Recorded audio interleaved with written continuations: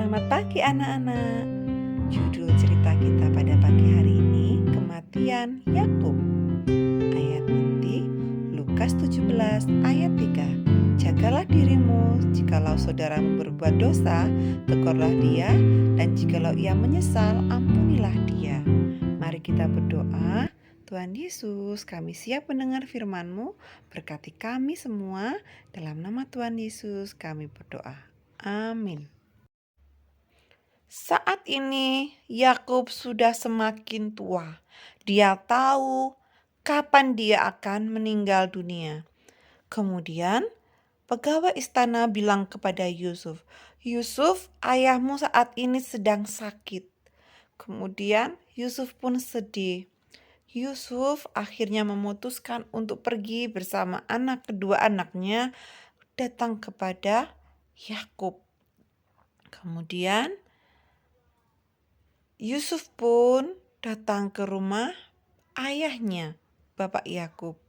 Di sana Yakub berpesan kepada Yusuf bahwa ia akan meninggal dunia. Untuk itu Yakub memberkati Yusuf bersama anak-anaknya. Efraim dan Manasye diberkati oleh Yakub. Dan tidak hanya itu, saudara-saudara Yusuf pun dipanggil oleh Yakub untuk datang kepada Yakub. Dan apa yang dilakukan oleh Bapak Yakub? Bapak Yakub memberkati ke-12 anaknya juga. Dan Pak Yakub bilang kepada mereka bahwa mereka tidak boleh berantem lagi dan mereka harus saling mengasihi saudaranya. Ruben, Simeon, Lewi, Yehuda, dan Naftali, Gad, Asher, Isakar, Zebulon, Yusuf, Benyamin, semuanya harus bersatu saling menjaga saudaranya. Itulah pesan dari Bapak Yakub. Dan setelah itu, setelah Bapak Yakub memberkati anak-anaknya, Pak Yakub pun dia meninggal dunia. Dan disaksikan oleh anak-anak mereka.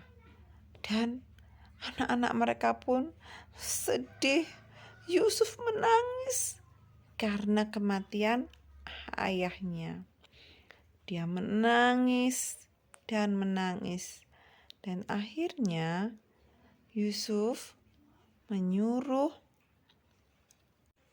pegawai-pegawai istana untuk memberi rempah-rempah kepada mayat Bapak Yakub. Supaya apa? Dikasih rempah-rempah supaya awet. Dan akhirnya Bapak Yakub pun dikuburkan di tanah nenek moyangnya. Itu adalah permintaan dari Bapak Yakub sebelum dia meninggal.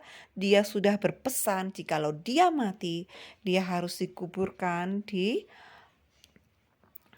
dekat kuburan nenek moyangnya. Akhirnya mereka pun berangkat menguburkan Yakub.